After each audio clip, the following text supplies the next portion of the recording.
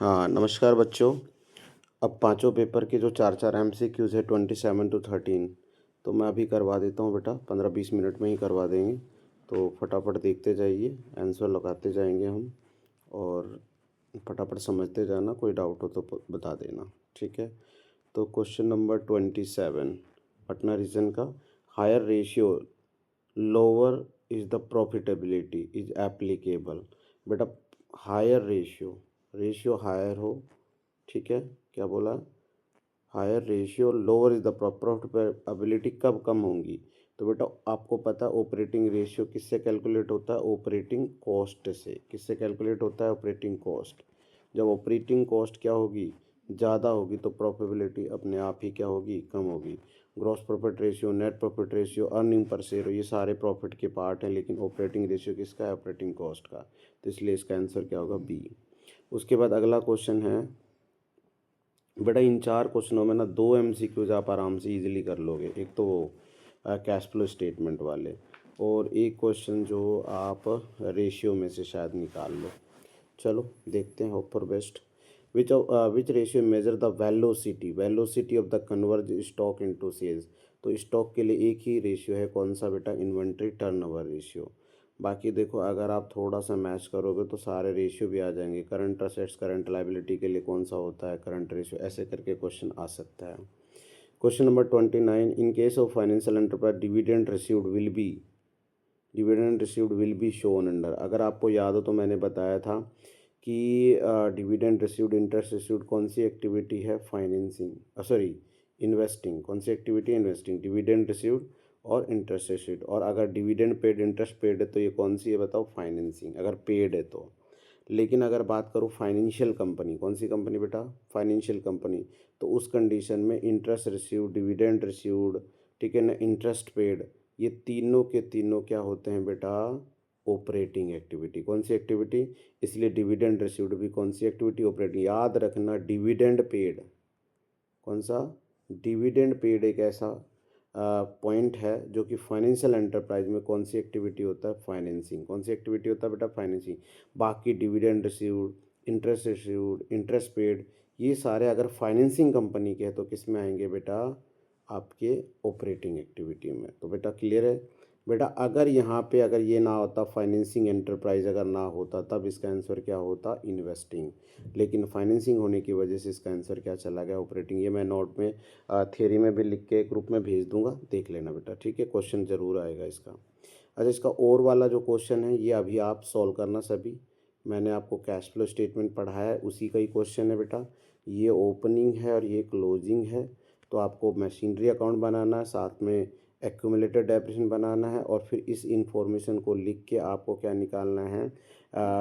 To bank purchase और by bank cell निकाल लोगे तो उन दोनों को प्लस माइनस करके देखना, आपका आंसर आ जाएगा। आई थिंक कितना आएगा? 250। तो वो ये चेक करना, ये आपका काम है, मुझे बताना। डाउट हो तो मुझे बताना, मैं क्लियर करके भेज दूंगा, ठीक है। अगला 30वां क्वेश्चन बेटा क्या है? Issue of bonus share has no effect on cash. बेटा इशू ऑफ बोनस शेयर में कोई इफेक्ट नहीं पड़ता कैश पे, बिल्कुल सही बात, क्योंकि बोनस शेयर किसके लिए? रिजर्व से दिए जाते हैं, इसलिए कोई इफेक्ट नहीं पड़ेगा, ठीक है। इट केस ऑफ है कैपिटलाइजेशन ऑफ रिजर्व, इसकी वजह से क्या होता है? रिजर्व का कैपिटलाइजेशन करना, रिजर्व को क्या करना? हम कैपिटलाइज कर रहे हैं, रिजर्व का इस्तेमाल कर रहे हैं, इसलिए दोनों ही सही है। तो असर्शन ऑफ रीजनिंग दोनों सही है, और जो ये इसका असर्शन जो है उसका करेक्ट एक्सप्लेनेशन है, ठीक है बेटा। ये क्या है? इसका आंसर क्या आएगा? A. Assertion reason are correct but reason is the correct explanation of the assertion. तो बेटा ये चारों क्वेश्चन इस पेपर के हो गए हैं। नेक्स्ट पेपर बढ़ते हैं बेटा। 2 एमसीक्यू तो आपके सही हो जाएंगे, याद रखना। चलो अब अगले पेपर पे बढ़ते हैं। ये प्री बोर्ड 1 का पेपर है बेटा, इसका क्वेश्चन नंबर 27 निकालिए। तो देखो 27, क्वेश्चन नंबर 27, ये रहा क्वेश्चन नंबर 27। देखो, the process of company comparing various financial factor of the company over a period of time is known as. The process company various financial factor of a company, company अपने ही financial factor को देख रही है, तो इसमें क्या आएगा बेटा? Intra firm. अगर दूसरी कंपनी के साथ कंपैरिजन करना होता तब आता इंटर फर्म, तो इसलिए इसका आंसर आएगा इंट्रा फर्म, ठीक है बेटा। याद कर लेना। उसके बाद अगला क्वेश्चन है analysis involve the study of relationship between the various items of the balance in statement profit loss of the single year period. याद रखना सिंगल ईयर पीरियड होता है वर्टिकल, और अगर आ जाता मोर देन 2 ईयर तब आ जाता हॉरिजेंटल। क्या आ जाता बेटा? हॉरिजेंटल। आपको पता है वर्टिकल का मतलब होता है कॉमन साइज और हॉरिजेंटल का मतलब होता है कॉम्परेटिव। ठीक है बेटा, ये भी याद रखना। हॉरिजेंटल क्या होता है? HD डायनामिक, और वर्टिकल क्या होता है बेटा? स्टैटिक। क्या होता है बताओ? स्टैटिक। तो ये थ्योरी अगर याद हो पा रही है तो कर लेना। उसके बाद इसलिए इसका आंसर क्या आएगा? वर्टिकल। क्या आएगा बच्चों? वर्टिकल। चलिए अगला question, which the following is not a limitation of the financial statement. बताओ। It does not consider price level of the changes, consider it just study of interim report. ठीक है बेटा, नॉट लिमिटेशन, तो ये भी limitation है, ये भी limitation. It may misleading without the knowledge, ये भी। It identify the reason of the change of the financial position of the firm, तो ये वाला आंसर क्या रहेगा? इसकी limitation. It identify the reason for change in the financial position of the firm. ये सारे के सारे जो तीन है ना स्टार्टिंग के, तो बेटा ये तीनों के तीनों क्या हैं बताओ? इसकी लिमिटेशन है। It does not consider price level change, ये नहीं करता consider, just study of the interim report, अपनी report that may misleading without the knowledge of the change in accounting procedure followed by the firm. ठीक है, लेकिन it identify the reason for change in the financial position of the firm, तो ये कोई limitation नहीं हुई बेटा। Question number 29 देखिए, which of the following transaction does not involve the flow of cash and cash equivalent. तो buy back of equity share कोई flow नहीं है बेटा। बाय बैक ऑफ शेयर में हम क्या करते हैं बेटा? इक्विटी शेयर को पैसा हम क्या कर देते हैं? शेयर अपने वापस ले लेते हैं। तो सेल ऑफ इन्वेस्टमेंट इनफ्लो है, पेड टू क्रेडिटर इनफ्लो है, cash deposit into bank. क्या कह रहा है?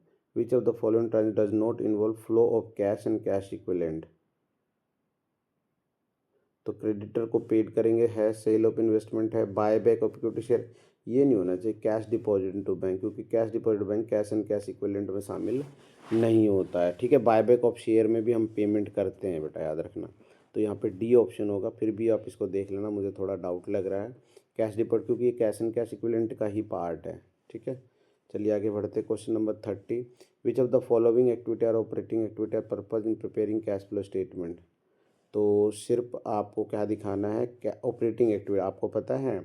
इन्वेस्टिंग में क्या आता है? Sale of machinery, purchase of machinery. ठीक है, और फिर आता है purchase of non current, sale of non current investment, purchase of intangible assets. याद आ रहा है क्या? Interest receive, dividend receive. Financing में issue of share, redemption of debenture, redemption of preference share, received of loan, repayment of loan. आपको पता है interest paid, dividend paid, और फाइनेंसिंग के लिए आपको मैंने बता ही दिया। ऑपरेटिंग के लिए क्या है? ये एग्जांपल है। ठीक है, payment to employ benefit expense, cash received from royalty and fees, dividend interest paid किसका पार्ट है बेटा? फाइनेंसिंग का, इसलिए गलत। Issue of share against the purchase of machinery, बेटा अगर शेयर दे रहे हैं तो ये किसी का भी पार्ट नहीं, फ्लो ही नहीं हुआ, तो इसलिए इसका आंसर होगा सेकंड और थर्ड। कौन सा होगा? D option. ठीक है बच्चों, अच्छे से देख लेना। कर सकते हो, कैश फ्लो कर सकते हो। तो ये आपका कौन सा चैप्टर हो गया बेटा? कौन सा हो गया? Pre board 1। चलिए अब आगे बढ़ते हैं बेटा नेक्स्ट पेपर की ओर। तो ये आ गया आपका प्री बोर्ड 2 वाला पेपर, देख लेना बेटा, ऊपर नीचे हैं। तो क्वेश्चन नंबर चलते हैं अपन 27, बस 10 मिनट में अभी निपटा देते हैं इनको। This is the last video for MCQs। हाँ 27 देखिए बेटा, क्या दिया हुआ है? ये दिया हुआ है the real objective of the analysis of financial statement. क्या है? To measure the financial strength of the business, business की स्ट्रेंथ देखने के लिए होता है। 28 देखिए बेटा, 28 में in transaction involving a decrease in डेप्ट equity ratio and increase in current ratio. तो बेटा इसमें क्या होगा? डेप्ट इक्विटी रेशियो तो डिक्रीज हो जाए तो issue of equity share for cash. ठीक है, अरे इक्विटी शेयर आएगा तो नीचे क्या होगा? प्लस ज़्यादा होगा, नीचे ज़्यादा होने पर डेप्ट इक्विटी रेशियो क्या हो जाएगा? डिक्रीज। लेकिन पता है कैश आएगा, तो कैश आएगा तो करंट रेशियो में करंट असेट्स बढ़ जाएगा, तो इसलिए इंक्रीज करंट, इसलिए इसका सही ऑप्शन ये होगा, बाकी तीनों गलत है, आप पढ़ लेना। ठीक है, अगला क्वेश्चन 20। अच्छा इसी का और वाला क्वेश्चन देखिए, क्या दिया हुआ है? Personal Beas is reflect, personal Beas is reflect into the ratio analysis. बिल्कुल सही बात है। डिफरेंट पीपल में interrupt the same ratio in the different way which affect is reliability. बिल्कुल सही है, तो ये ए और आर सही है, और उसकी दोनों क्या करते हैं? करेक्ट एक्सप्लेनेशन करते हैं। चलो अगला क्वेश्चन देखिए 29, क्या कह रहा है, which transaction will not result of flow of cash. अरे किस में फ्लो ऑफ कैश नहीं हुआ है, तो इश्यू ऑफ इक्विटी शेयर बिल्कुल है, परचेज ऑफ मशीनरी बिल्कुल है, दोनों सही है बेटा अब तक तो। अगला तीसरा देखो, रिडम्पशन ऑफ डिबेंचर बिल्कुल है, ये तो पढ़े हुए, लेकिन कैश डिपॉजिट टू बैंक कोई फ्लो नहीं। आपको पता है ये तो कैश एंड कैश इक्विवेलेंट का पार्ट है, cash in hand, cash at bank, marketable security, current investment, ये कोई कैश एंड फ्लो नहीं है। डेप्रिसिएशन ये नॉन कैश आइटम है, ठीक है ना। किसी मशीनरी के बदले में शेयर्स दे रहे हैं, बोनस शेयर इशू कर रहे हैं, उसमें नो फ्लो है, याद रखना। क्वेश्चन जरूर आएगा 100%। अगला क्वेश्चन बेटा क्या दिया हुआ है, damage of machinery due to earthquake was compensate by the government, it's shown in the cash flow statement.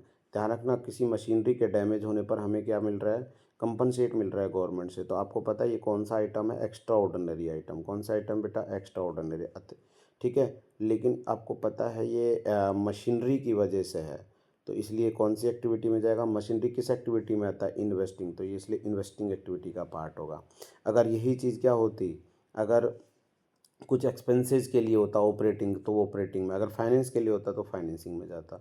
तो इसलिए इसका ऑप्शन क्या आएगा, extra ordinary item, cash flow from the investing activity, ठीक है। चलिए अगला क्वेश्चन, अगला क्वेश्चन है बेटा आपका कौन सा, 30वां क्वेश्चन है। क्या दिया हुआ है, which of the flow the activity और operating activity are purpose of the preparing cash flow statement, ठीक है।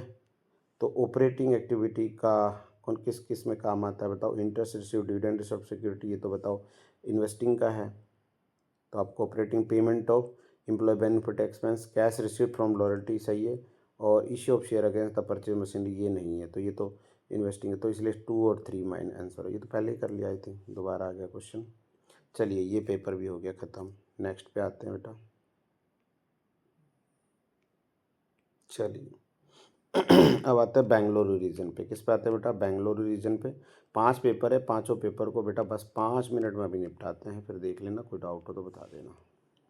चलिए, in case of financial enterprise, देखो फिर से वही क्वेश्चन, फाइनेंशियल एंटरप्राइज में क्या है, business lending and borrowing, interest paid, अगर इंटरेस्ट पेड है, इंटरेस्ट रिसीव्ड किस में क्लासीफाइड होता है, तो इंटरेस्ट पेड किस में होता है बेटा, इंटरेस्ट रिसीव्ड किस में आता है बताइए, ऑपरेटिंग एक्टिविटी में। किस में आता है, अगर यहाँ पे फाइनेंसिंग एक्टिविटी नहीं तो इंटरेस्ट पेड किस में जाता, फाइनेंसिंग में, और इंटरेस्ट रिसीव्ड किस में जाता है, इन्वेस्टिंग में, ठीक है बच्चों, देख लेना, क्वेश्चन आ सकता है। अगला क्वेश्चन है, एक्स परचेज फर्नीचर कितना, 20 lakh, 60% issue by the cheque. तो मशीनरी फर्नीचर के बदले में चेक इक्विटी शेयर दे रहे, तो इसका कोई इफेक्ट नहीं पड़ा। लेकिन हमने बैलेंस चेक से पे किया, तो कितना पे किया भर दिया बताओ, 20 लाख का 60, तो 6 दूनी 12 लाख, तो पेमेंट हो गया, बचा कितना, 8 लाख आप चेक से पे कर रहे हो। तो 8 लाख का क्या हुआ बताओ, आपका आउटफ्लो क्या हुआ बताओ, जो 8 लाख आप पे कर रहे हो वो कौन सा पार्ट हुआ बताओ, इन्वेस्टिंग का। तो ये आ जाएगा कैश यूज्ड, ये डी वाला ऑप्शन देखो, cash used in investing activity 8 lakh, बाकी सारा क्या है, गलत है, ठीक है। अरे इन्वेस्टिंग एक्टिविटीज़ का पार्ट है फर्नीचर, और 8 लाख का कैश यूज हुआ, 12 लाख का तो कोई होगा ही नहीं, क्योंकि उसका नो फ्लो होगा। किसी फर्नीचर के बदले में हम अगर शेयर इशू करते हैं तो कोई इफेक्ट नहीं होता है। अच्छा ये वाला क्वेश्चन देखो, 20,000 है 100 रुपये वाले डिबेंचर, तो 20 लाख, और उसका 10% 2 लाख घटाया तो कितना हो गया बताओ, अरे बताइए ना, 20 लाख में से 2 लाख गया तो 18 लाख, ठीक है। दीज डिबेंचर व रिडीम 15% प्रीमियम, तो 20 लाख का 15% कितना हुआ बताओ, 3 लाख, तो 3 लाख का लॉस हो गया, उससे पहले 2 लाख का लॉस, टोटल 5 लाख का तो लॉस हो गया बेटा। The balance of security premium कितना, 370, तो 5 लाख में से बेटा, 5 लाख में से आप 370 घटाओगे तो कितना बचेगा बेटा, 1,30,000, सॉरी 2,30,000, तो सॉरी 1,30,000, कितना बचेगा बेटा, 1,30,000 को तो आपको कहाँ दिखाना है, ऑपरेटिंग में। और आपको पता है 18 लाख कहाँ दिखाना है आपको, अरे कहाँ दिखाना है 18 लाख, 18 लाख आपको दिखाना है फाइनेंसिंग में। तो ये वाला देखो ऑप्शन कहाँ दिखाई दे रहा है आपको, तो ये दिखाई दे रहा है ना, एडेड 130 तो ऑपरेटिंग एक्टिविटी है ना, और 20 लाख का क्या हो गया, इनफ्लो हो गया, क्या हो गया बताओ, इनफ्लो इन द फाइनेंसिंग, क्योंकि 20 लाख हमने शेयर इशू किए थे। यार ये नहीं आना चाहिए, ये नहीं आएगा, सी वाला, added inflow 130 operating activity, loss on issue of debenture write off, and 18 lakh क्या आएगा फाइनेंसिंग, क्योंकि 2 लाख तो हमने क्या दे दिया, डिस्काउंट दे दिया, तो 18 लाख क्या आएगा बताओ फाइनेंसिंग में, तो सी ऑप्शन आएगा। चलिए आगे बढ़ते हैं। 29 का देखो answer. Propose dividend for current year is shown in the other current liability. आपको पता है प्रपोज डिविडेंड को हम नीचे क्या करते हैं, बैलेंस शीट के नीचे हम नोट्स टू अकाउंट में दिखाते हैं, इसलिए तो ये तो गलत ही हो गया असर्शन। तो अनक्लेम डिविडेंड को दिखाते current year is shown in the other current liability, ये सही है। तो ए असर्शन गलत है, तो ए इज़ इनकरेक्ट और आर इज़ करेक्ट। तो चलिए लास्ट क्वेश्चन 30वां। तो ये क्या दिया हुआ बेटा, from the calculate interest coverage. तो आईसीआर का क्या रेशियो है बताओ। अरे net profit before tax and extraordinary, net profit before tax and interest upon में इंटरेस्ट। तो आप इसका फॉर्मेट जो मैंने करवाया क्वेश्चन नंबर 11 एग्जाम्पल वो कर लेना तो हो जाएगा, नहीं तो नहीं होने वाला भाई। उसके बाद ये वाला क्वेश्चन प्रोप्राइटरी रेशियो, ये भी मैंने आपको फॉर्मूला बता रखा, अप्लाई कर देना हो जाएगा। तो जिसने किया हुआ वो कर लेगा, नहीं तो नहीं होगा। ठीक है बेटा, चलिए 2 एमसीक्यूज आप कर सकते हो। अब आता है आपका लास्ट पेपर का इसके सॉल्यूशन का क्वेश्चन, देख लेते हैं। क्वेश्चन नंबर 27 दिया हुआ है बेटा, क्या ऑपरेटिंग इन्वेंट्री कितना है बताओ, 80,000। Cost of revenue from operation 6 lakh. Inventory turnover ratio 5। तो आपको पता है आईटीआर इन्वेंट्री टर्नओवर रेशियो क्या होता है बताओ। आपका cost of revenue from operation upon average inventory. और कॉस्ट आपको ओपनिंग इन्वेंट्री तो 80,000 दिया है, कॉस्ट ऑफ रेवेन्यू कितना दे दिया बताओ 6 लाख, और ये कितना दे दिया 5। तो आपको एवरेज इन्वेंट्री निकल के आ गया 6 लाख बटा में 5। तो 5 1 5 5 दूनी 10, 1,20,000। तो एवरेज इन्वेंट्री 1,20,000 है। तो 1,20,000 जब एवरेज इन्वेंट्री है तो उसका फॉर्मूला क्या होता है एवरेज इन्वेंट्री का। Average inventory equal to opening plus में क्लोजिंग बटा में 2। ओपनिंग आपको 80,000 दे दिया, 2 इधर दे दिया, तो 240, 240 में से 80,000 घटाओ तो आपका आंसर कितना आएगा बेटा 1,60,000। कर लेना, ना हो तो बता देना। चलिए अगला, विल डिक्रीज डेब्ट इक्विटी रेशियो। ध्यान रखना ऐसे क्वेश्चन जरूर आएंगे। डिक्रीज डेब्ट equity ratio will no change of current ratio. तो बेटा अगर करंट रेशियो में चेंज नहीं होना चाहिए तो बेटा देखो, ये issue of share for purchase of land and building, share issue करेंगे तो इक्विटी तो बढ़ जाएगी, ठीक है ना, इससे ये डेब्ट इक्विटी रेशियो डिक्रीज हो जाएगा। लेकिन हमने लैंड एंड बिल्डिंग खरीदे तो करंट रेशियो पे कोई फर्क नहीं पड़ेगा, इसलिए इसका आंसर डी होगा। देखो कैश वाले काट दो, कैश से तो करंट रेशियो चेंज होगा, रिडम्पशन ऑफ डिवेंचर में भी कैश है, इसलिए ए बी सी तीनों कट गए, सिर्फ डी आंसर आएगा। ये आप शॉर्ट ट्रिक लगा सकते हो। अच्छा उसके बाद अगला क्वेश्चन है, प्रोविजन फॉर टैक्सेशन 9 लाख और 12 लाख, और प्रोविजन टैक्स मेड कितना दे दिया 6 लाख। तो आपको पता है, इसके लिए मैंने आपको फॉर्मूला बताया था 1 नंबर का एमसीक्यूज। तो ये 9 लाख और इधर कितना 12 लाख, टैक्स मेड दे दिया इन्होंने 6 लाख। देखो इधर लिखेंगे, टैक्स पेड इधर आता है, तो 15 में से 12 गया तो कितना बचा 3 लाख, तो ये टैक्स पेड हो जाएगा बेटा डी ऑप्शन। और अगला क्वेश्चन है बेटा 29, sale of marketable security will result no flow of the cash and cash equivalent. तो आपको पता है मैंने बोला था आपको कि जो marketable security, current investment, cash in hand, cash and cash equivalent, सारे no flow of cash and cash equivalent है। लेकिन डेवेंचर जो है collateral security will result in the inflow of the cash. तो याद रखना डेवेंचर इशू करते हैं कोलेटरल सिक्योरिटी, वो भी क्या है बेटा नो फ्लो है। आपको पता है हम debenture suspense to debenture entry करते हैं, उसमें कहाँ कैश आता है। तो इसलिए दोनों ही स्टेटमेंट क्या है बताओ इनकरेक्ट है, तो इसलिए B option is the correct. उसके बाद इसमें ऑप्शन में भी दिया हुआ है क्वेश्चन बेटा, एक्विजिशन ऑफ मशीनरी खरीदी, issue of equity share of 30 lakh. तो इसका भी बेटा नो फ्लो। मैंने आपको बोला था किसी मशीनरी को किसी शेयर के बदले में खरीदते हो उसको कोई फ्लो नहीं होता बेटा, एक एमसीक्यूज टिकेगा, याद रख लेना यहाँ से। उसके बाद अगला क्वेश्चन है last, gross profit ratio is always higher than the net profit. भाई ऐसा नहीं है, बराबर भी तो हो सकता है, तो असर्शन ए गलत हो गया। दूसरा, to calculate net profit indirect expense are subtract from the gross profit and indirect income are added gross profit, बिल्कुल सही बात। तो ए गलत है और आर सही है। तो बेटा ये क्वेश्चन नंबर हो गया आपका 30वां। बेटा मैंने पाँचों पेपर के 4 के हिसाब से 20 एमसीक्यूज और 1-2 ऑप्शन वाले भी हैं, तो 22 एमसीक्यूज करा दिए। That sufficient for your revision. इससे बेहतर कुछ नहीं हो सकता। थोड़ी बहुत जो इसकी थ्योरी है, जैसे आपको no flow, cash flow, operating, investing, financing वाले जो गड़बड़ कर रहे हैं वो मैं एक ग्रुप में सीधा ही रिटर्न में मैसेज कर दूंगा, देख लेना बेटा। 4 में से 2 एमसीक्यूज तो कर दोगे, और वो 16 वाले 16 एमसीक्यूज जो 1 से लेके 16 4 पेपर के कर दिए, एक बैंगलोर वाला रह रहा है, तो वो भी आप कर लेना। मैं कल अगर मुझे टाइम मिला तो कल बना दूंगा, ठीक है बच्चों। तो आज के लिए इतना ही, थैंक यू वेरी मच। और कैश फ्लो का मैंने क्वेश्चन करा दिया, कल एक क्वेश्चन और करा दूंगा, कैश फ्लो भी मत छोड़ना। पेपर कैसे करना है वो कल मैं एक वीडियो बनाऊंगा कि आपको पहले कौन सा फिर कौन सा फिर कौन सा, ठीक है। एक ऐसा पेपर ले लेंगे और करेंगे, ठीक है बच्चों, थैंक यू वेरी मच, मिलते हैं जल्दी, ऑल द बेस्ट।